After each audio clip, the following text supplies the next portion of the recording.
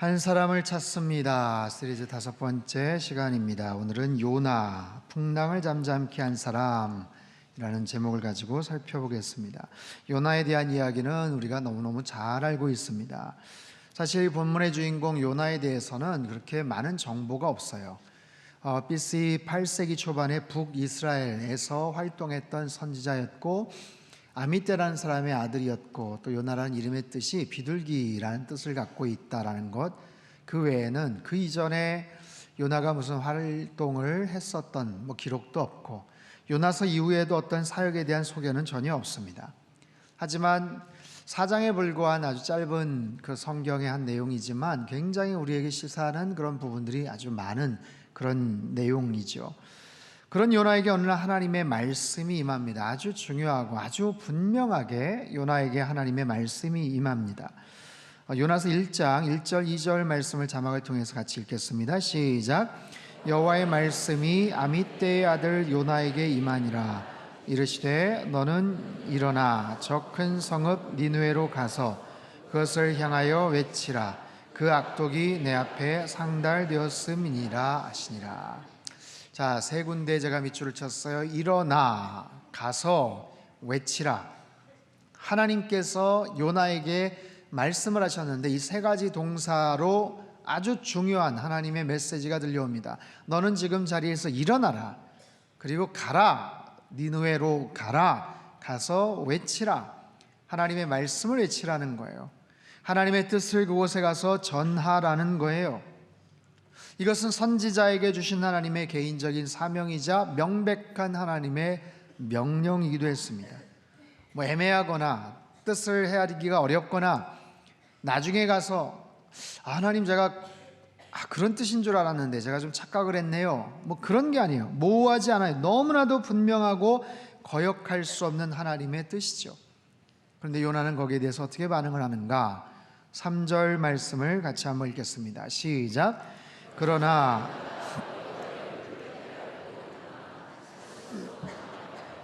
욥바로 내려갔더니 마침 다시스로 가는 배를 만난지라.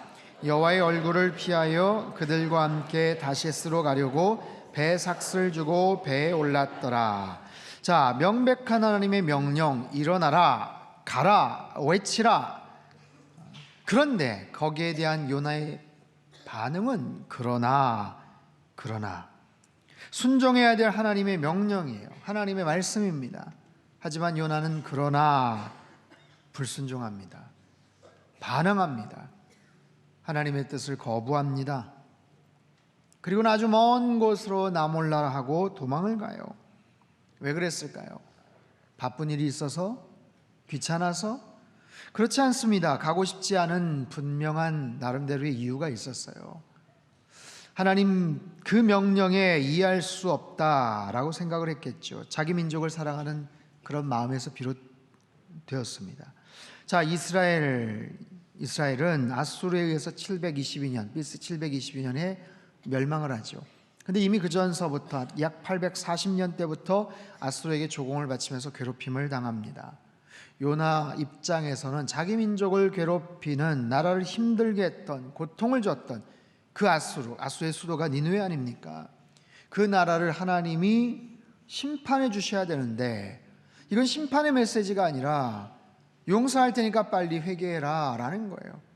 너희들 잘못하면 심판당한다, 혼난다, 그러니까 빨리 회개해, 이 말씀을 전하라는 거예요. 요나 입장에서는 탐탁치가 않았습니다. 이해가 되지 않았어요. 하나님 이런 법이 어디 있습니까? 아니 빨리 하루속히라도 그들을 심판하셔도 지금 마음이 그럴 텐데 제가 가서 그들에게 용서의 메시지를 전하라고요? 더 늦기 전에 빨리 회개하라, 그렇지 않으면 하나님한테 혼난다, 이 말씀을 저한테 가서 전하라고요? 하나님 이건 아니죠.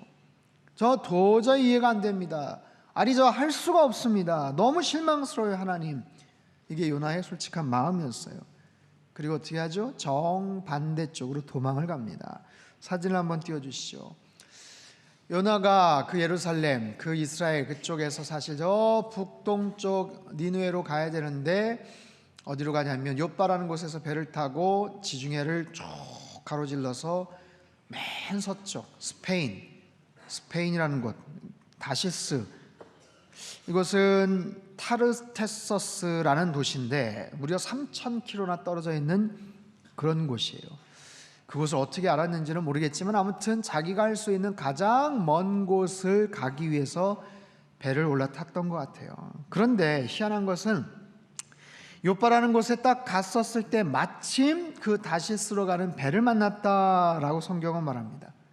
마침 그 먼 길을 떠나는 3,000km나 되는 그 먼 곳을 향해 나가는 배를 그곳에서 만났다라는 거예요. 여러분, 이게 얼마나 신기합니까? 여러분, 청주 터미널 가가지고 저기 대전이나 저기 전주 가는 거 티켓 끄는 거 아니에요. 표 끊어왔더니 금방 출발했어. 어떡하지? 괜찮아요. 15분 있다, 10분 있다 출발해요. 여러분, 그런 거 아닙니다.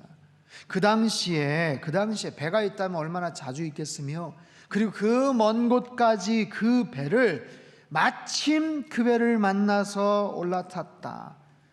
여러분, 이것은 운이 좋은 게 아니고요, 불행의 시작입니다. 풍랑이 일게 되는 근본적인 원인이죠.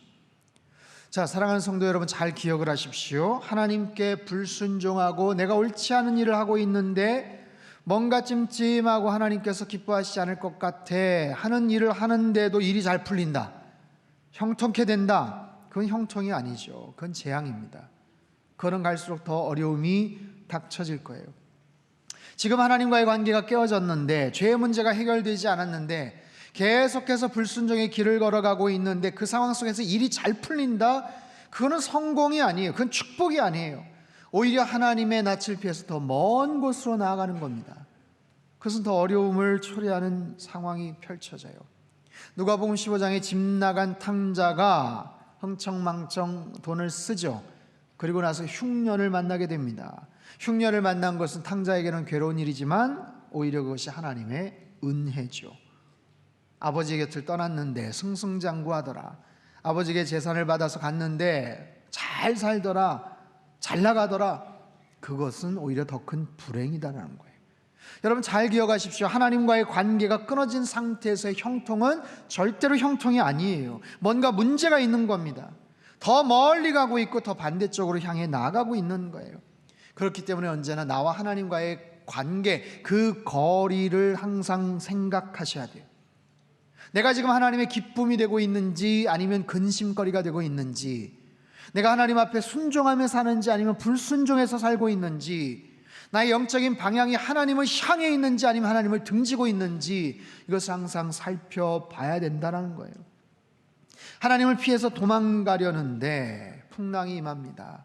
그것도 알지 못하고 요나는 배 밑바닥에 들어가서 기가 막히게 잠을 자고 있어요. 본문 요나서 1장 4절 5절 말씀을 같이 한번 읽겠습니다. 시작. 여호와께서 큰 바람을 바다 위에 내리심에 바다 가운데에 큰 폭풍이 일어나 배가 거의 깨지게 된지라. 사공들이 두려워하여 각각 자기의 신을 부르고 또 배를 가볍게 하려고 그 가운데 물건들을 바다에 던지니라. 그러나 요나는 배 밑층에 내려가서 누워 깊이 잠이 든지라. 자, 항구를 떠난 지 얼마 안 돼서 요나가 탄 배는 폭풍을 만납니다. 갑자기 하늘이 어둑어둑해지더니 비바람이 쏟아지더니 풍랑이 넘실거리더니 갑자기 배가 요동을 치는 거예요. 이게 근데 보통 풍랑이 아니에요. 집채만한 그냥 파도가 계속해서 요동을 칩니다. 성경은 말합니다. 배가 깨어질 지경이 되었다. 선원들이 나가서 별의별 노력을 다하지만 이게 어떻게 잘 안 되는 거예요. 자기들의 신들의 이름을 부르고 배를 가볍게 하기 위해서 짐을 막 버리고 별별 노력을 다합니다. 근데 안 되는 거예요.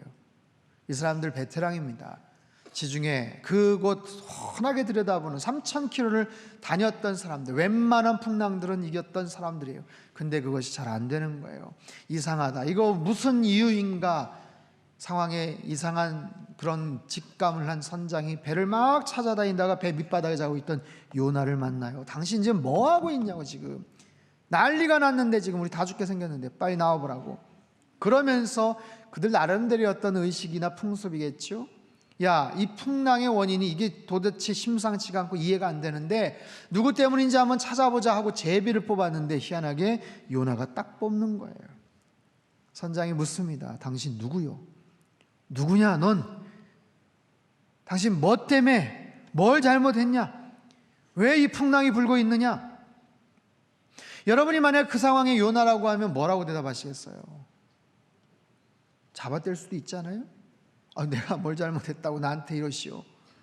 내가 어떻게 하다가 보니까 제비를 나한테 내가 뽑은 것 같긴 한데 나한테 왜 그러냐고. 나 그런 사람 아니다. 나 누구 해코지 한 사람도 아니고 잘못 악한 일 한 적이 없어.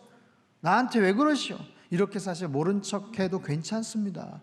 그런다고 해서 누가 어떻게 할 수가 없어요. 그런데요, 희한하게 참 요나는 용기 있고 정직하게 그 상황에서 고백을 해요. 여러분, 만약에 요나와 인터뷰를 한다고 한번 생각해 보세요. 성경에 나와 있는 요나에 대한 이야기, 요나의 이미지는 상당히 부정적입니다. 하나님 말씀에 불순종했던 선지자, 풍랑이 부는데 무책임하게 배 밑바닥에서 잠을 자고 있던 그런 사람, 제비에 뽑혀가지고 선장에게 사람들에게 추궁을 당하는 그런 모습들, 바닷속에 쫙 빠지지만 물고기가 삼켜버려서 그 배 밑바닥에서 물고기 뱃속에서 어려움을 당하고 나중에 겨우 목숨은 건졌지만, 여러분 생각해 보세요. 물고기 토사물과 함께 막 해변에서 떼굴떼굴 구르는, 얼마나 굴욕적이고 냄새나는 그런 장면입니까? 그럼에도 불구하고 요나는 니느웨에 가서 하나님의 말씀 그냥 딱 하루 건성건성으로 그냥 전하는 거예요. 그리고 나서도 마음속에 저 땅이 빨리 망해야 되는데, 심판당해야 되는데, 먼 발치에서 태양을 피하면서 박넝쿨 사이에서 이리저리 그늘 속을 헤매면서 거기서 그 장면들을 지켜봐요. 그러다가 하나님이 그 박넝쿨 사라지게 만드니까 땡볕에서 죽겠다고 하나님 앞에 떼쓰고 투덜거리는 그런 요나의 모습. 여러분, 요나가 요나서를 만약에 보게 되면 굉장히 부끄럽고 화가 날 것 같아요. 나를 어떻게 표현했어 하는 거예요. 못마땅한 거예요. 그럼에도 불구하고 만약에 요나에게 있어서 가장 마음에 드는 한 구절을 뽑으라고 하면, 당신 요나서에서 가장 마음에 드는 한 구절을 한번 뽑아보세요 하면 아마 12절 말씀을 뽑지 않을까 싶어요. 12절 말씀 한번 읽어볼까요? 12절 시작. 그가 대답하되 나를 들어 바다에 던지라. 바다가 너희를 위하여 잔잔하리라. 너희가 이 큰 폭풍을 만난 것이 나 때문인 줄을 내가 아노라 하니라. 나를 들어서 바닷속에 던지라. 그럼 바다가 잔잔해질 것이다. 이 풍랑이 인 것은 나 때문이다. 나의 연고다. 나의 여러 가지 잘못 때문이다. 나를 바다에 던지라. 여러분, 이렇게 말하기가 쉽습니까? 쉽지 않아요. 아무리 자기가 잘못했다고 해도, 배가 파손할 지경까지 이르렀다고 해도, 여러분 눈앞에 그 집채만한 파도가 막 일렁거리는데 그 속에 나를 던지라고요? 죽는다는 거잖아요. 이렇게 말하는 거 쉽지 않습니다.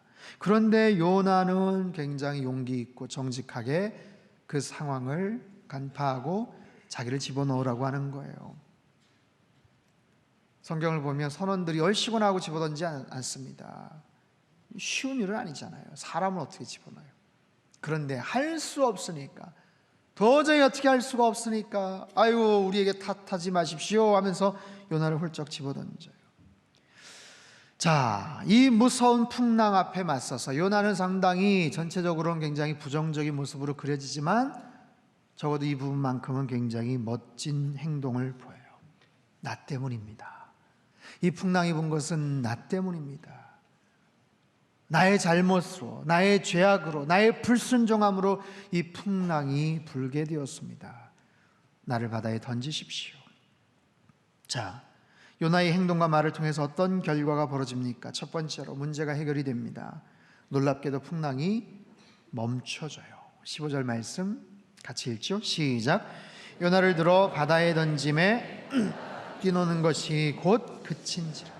너무 놀랍게도 던지자마자, 요나가 빠지자마자 풍랑이 잠잠해졌어요. 곧 그친지라. 폭풍이 그쳤습니다. 여러분, 그 풍랑은 절대로 사람이 해결할 수 없는 풍랑이었어요. 세상에는 두 가지 종류의 문제가 있습니다. 사람이 해결할 수 있는 문제가 있고요, 사람이 절대로 해결할 수 없는 문제가 있어요. 하나님만이 해결할 수 있는 문제가 있어요. 두 종류의 풍랑이 불어옵니다. 사람이 노력해서 헤쳐나갈 수 있는 풍랑이 있고, 절대로 사람의 능력, 노력으로 해결할 수 없는 풍랑이 있어요.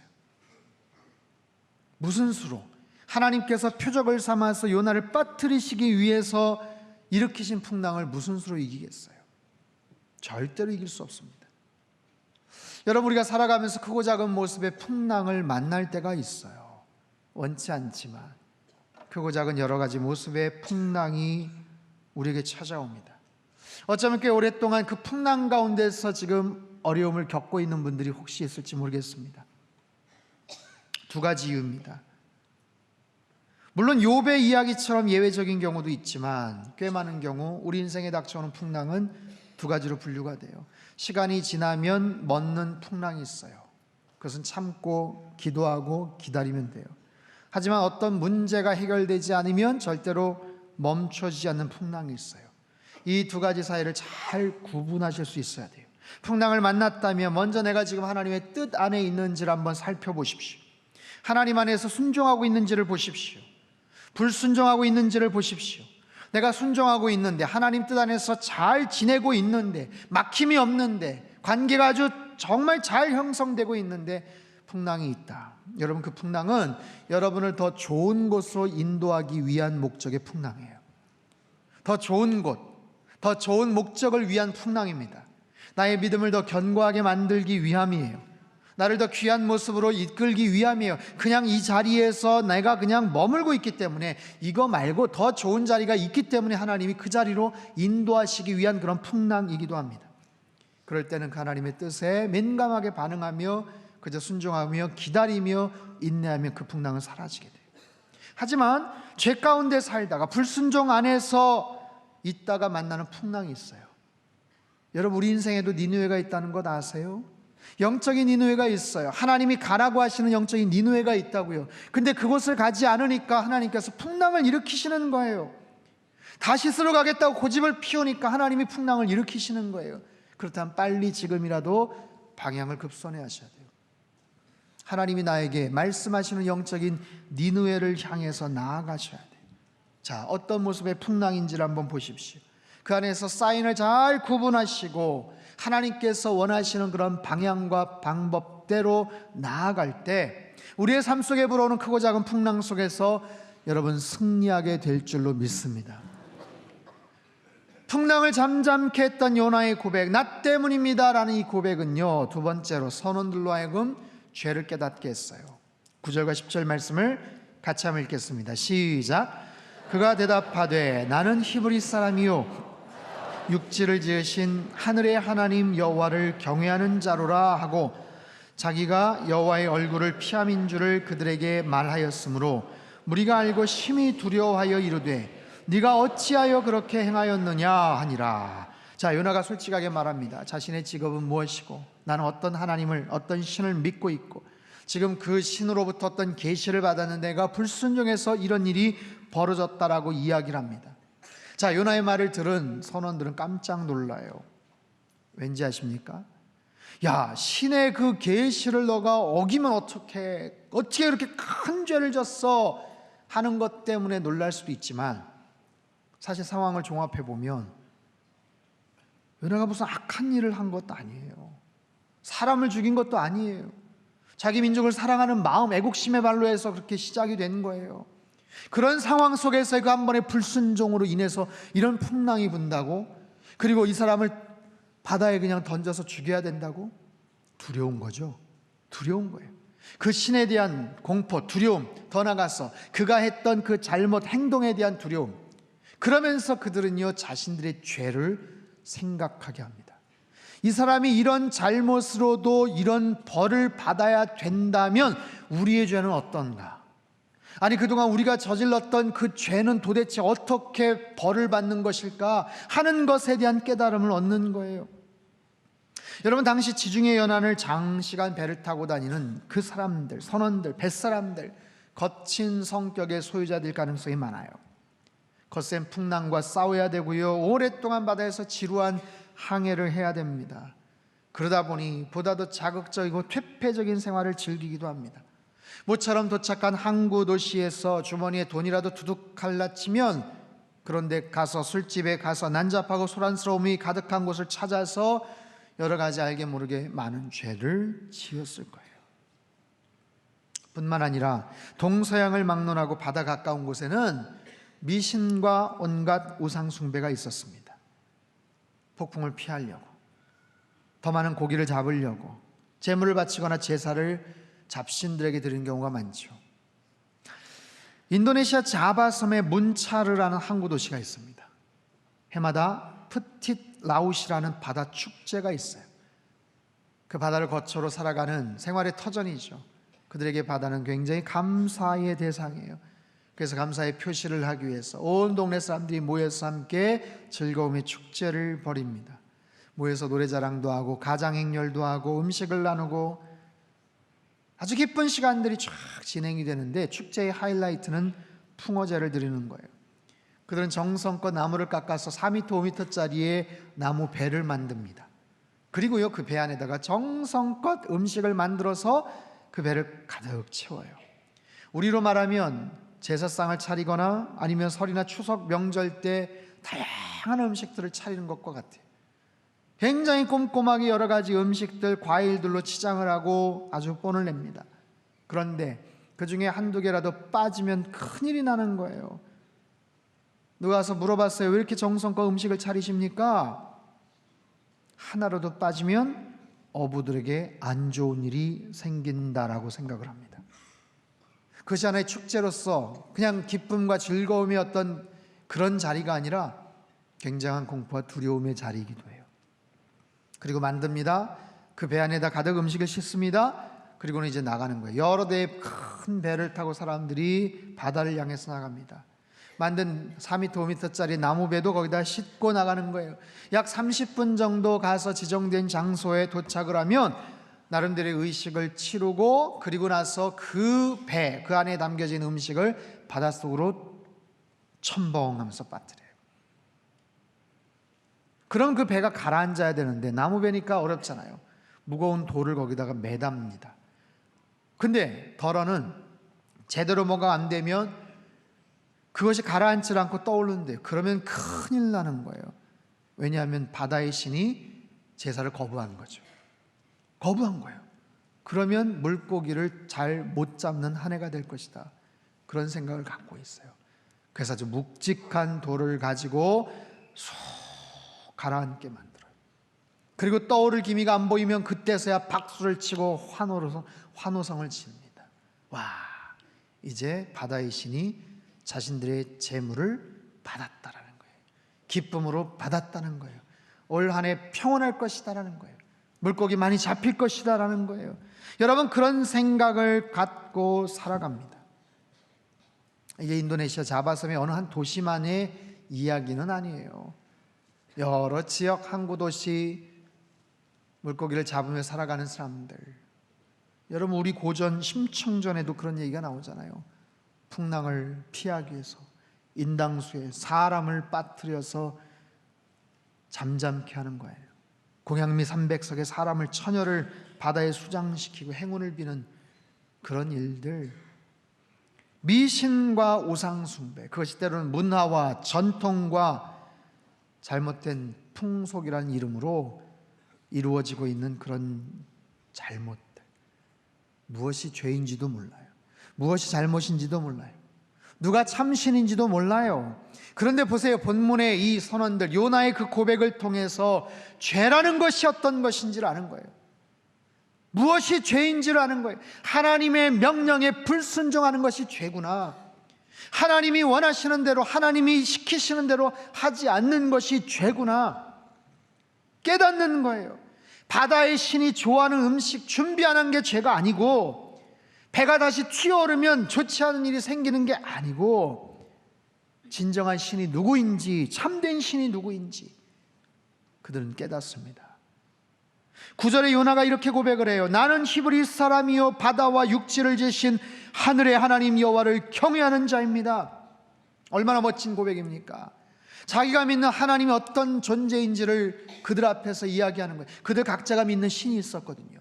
나는 바다와 육지를 지으신 하늘의 하나님, 그 하나님을 경외하는 사람입니다. 그 하나님이, 그 선지자가 불순종할 때 풍랑을 일으키셔서라도 끝까지 추적하시는 그 하나님, 그 두려우신, 그 광대하신, 그 하나님을 위력이 많으신 하나님, 그 하나님을 섬겨야 되겠구나, 두려워해야 되겠구나 하는 것을 그들이 깨닫죠. 16절 말씀 한번 읽어볼까요? 시작. 그 사람들이 여호와를 크게 두려워하여 제물을 드리고 서원을 하였더라. 이제 그들은 참신이 누구인지를 깨닫는 거예요. 그동안 믿고 있었던 자기네들만의 잡신이 아니라 정말 살아계신 하나님, 바다와 그 육지와 천지를 만물을 창조하신 그 하나님, 그 하나님에 대해서 깨닫게 된 겁니다. 자, 이 과정, 이 고백이 요나에게도 하나님을 새롭게 깨닫게 되는 계기가 돼요. 17절 말씀을 같이 한번 읽죠. 시작. 여호와께서 이미 큰 물고기를 예비하사 요나를 삼키게 하셨으므로 요나가 밤낮 3일을 물고기 뱃속에 있으니라. 자, 여러분 묻겠습니다. 요나가 나를 바다에 던지십시오 라고 했을 때 요나는 알았을까요? 내가 들어가면 물고기가 팍 자기를 삼킬 거라고 알았을까요? 자기가 이렇게 들어가면 하나님이 자기를 건져주실 것이라고 알았을까요? 몰랐을 것 같아요. 저는 그냥 정말 죽음을 각오하고 자기를 던지라고 한 거예요. 물고기가 자기를 삼켜요? 어휴, 그게 더 끔찍하죠. 더 끔찍하죠. 그냥 물에 들어가는 것도 그렇지만 큰 물고기가 입을 벌리고 그게 더 끔찍할 것 같아요. 그런데 요나는 깨닫습니다. 죽는 줄 알았더니 죽지를 않더라고요. 자기는 분명히 죽음을 각오하고 그런 행동과 그런 이야기를 했거든요. 죽지 않더라고요. 정말 희한한 방법으로 사흘 동안 큰 물고기 뱃속에서 그는 생명을 건지게 돼요. 신기한 경험을 합니다. 요나, 이 사건 이전에 그가 알고 있었던 하나님과 이 사건을 통해서 그가 깨닫게 되는 하나님은 완전히 다른 거예요. 하나님에 대해서 어마어마한 그런 경험을, 지식을 쌓습니다. 자신의 입술로는 창조주 하나님이라고 고백을 했지만 정말 갑작스럽게 풍랑을 만드실 수 있는 그런 하나님이시구나 깨닫는 거예요. 하나님이 니느웨의 죄악을 아시는 분이지만 자기가 숨은 배의 그 밑바닥은 모르실 줄 알았거든요. 하나님이 아무리 대단하셔도 자기가 배를 타고 저 멀리 도망가면 하나님이 나를 못 찾으시겠지 생각했어요. 근데 하나님 그런 하나님이 아니시더라고요.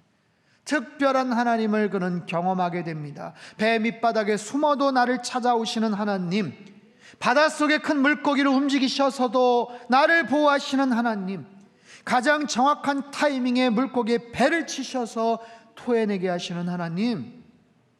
지난번 강지연 선교사님 못을 삼키셔가지고 위험하셨지만 그 기관지에 있는 못이 기침을 통해 가지고 다시 올라오게 하시고 기적처럼 다시 위장으로 들어가게 하신 그 하나님이, 저는 요나의 그 타고 있던, 그 요나를 삼키고 있던 그 배에, 그 물고기의 배를 팍 치셨던 그 하나님이 동일한 하나님이신 거예요. 여러분, 하나님은 불가능한 것이 없는 줄 믿습니다. 능력의 하나님, 하나님이 원하시는 뜻은 반드시 이루어지는 거예요. 요나는 깨닫습니다. 하나님 경험합니다. 하나님 절대로 이길 수 없구나.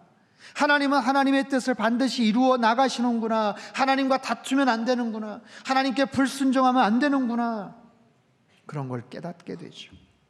사랑하는 성도 여러분, 요나는 누구입니까? 풍랑을 잠잠케 했던 사람이에요. 어려운 순간 나 때문입니다 라는 그런 고백을 했어요. 용기와 아주 분명한 정직한 마음을 가지고 고백을 합니다. 그것으로 인해 풍랑이 잠잠케 되었어요. 훌륭하죠. 하지만 더 근본적으로 사실 요나는 풍랑을 일으켰던 원인 제공자예요. 우리 삶 속에서 여러 가지 모습의 풍랑이 불어옵니다. 삶 속에서 크고 작은 모습의 풍랑을 잠잠케 하는 사람이 되는 것, 그리고 더 근본적으로 애초에 아예 그런 풍랑을 만들지 않는 그런 사람이 되는 것 중요하죠. 우린 때론 그런 생각을 해요. 아유, 저 인간만 좀 잘하면 좋아질 텐데, 저 친구만 좀 잘하면 좋아질 텐데. 가정 안에서도 그럽니다. 5월 가정의 달 맞이해서 어제 어린이날, 또 내일 모레 또 어버이날, 가족들끼리 함께 모여서 좋은 시간을 보내고 같이 식사도 하지만 때에 따라서는 같이 모여있기 때문에 더 힘들고 어려운 부분들이 있죠. 오랫동안 받았던 상처, 아픔들 다시 한번 또 생각나는 경우들이 있죠. 내가 이래서 하면서 막 그냥 속상해하는 그런 경우들이 있죠. 우리 아이들이 말을 좀 잘 들으면 좋을 텐데, 우리 와이프가 좀 더 잘하면, 내 남편이 좀 더 가정적이면 좋을 텐데, 여러 가지 생각들을 많이 합니다. 가정뿐이겠어요? 직장 안에서도 그렇지. 아무개가, 누구 상사가, 아무개 대리가, 누구 사원이 좀 더 잘하면 좋을 텐데, 저 인간 때문에, 저 누구 때문에. 여러분, 그렇게 문제를 제기하고 손가락질을 하면 어떻게 될까요? 문제는 해결되지 않습니다. 누구 때문에, 당신 때문에 라고 하면 문제는 해결되지 않아요. 더 커져요. 반대로 나 때문입니다. 나 때문입니다. 내가 좀 더 잘하겠습니다. 내가 좀 더 성실하겠습니다. 내가 좀 더 책임을 다하겠습니다. 그러면 문제는 작아져요. 풍랑은 잠잠해집니다. 그리고 문제는 온전하게 해결되는 줄 믿습니다. 사랑하는 성도 여러분, 참 어려운 얘기일 수도 있지만 나 때문이라고 먼저 한번 말해 보십시오. 우리 가정 안에, 직장 안에, 우리를 둘러싸고 있는 모든 관계 안에 크고 작은 풍랑이 있다면 나 때문입니다라고 한번 먼저 얘기해 보세요. 나 때문입니다. 나의 책임입니다.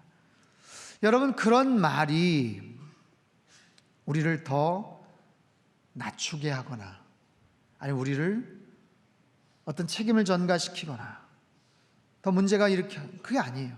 요나는 죽지 않았어요. 나 때문입니다라고 말했지만 요나는 죽지 않았습니다. 오히려 살았습니다. 요나도 살고 선원들도 살았습니다. 나 때문이라고 말할 때 오히려 죽는 것이 아니라 살 수 있는 거예요. 예수님처럼, 십자가에 달리신 예수님처럼 죽음의 자리이지만 결국에는 생명과 부활의 자리인 것처럼, 그 예수님 때문에 우리가 살 수 있었던 것처럼, 주님의 십자가 때문에 우리가 목숨을 건질 수 있었던 것처럼, 그렇게 우리 모두가 나 때문입니다라고 말하면서 문제를 해결해 나가면 우리 앞에 있는 크고 작은 모든 풍랑은 잠잠게 될 줄로 믿습니다. 이런 놀라운 은혜와 축복이 우리의 삶 가운데 일어날 수 있기를 주님의 이름으로 축원합니다. 하나님 아버지, 우리 삶 속에 불어닥치는 크고 작은 모습의 풍랑이 있습니다. 우린 그것 때문에 힘들어합니다.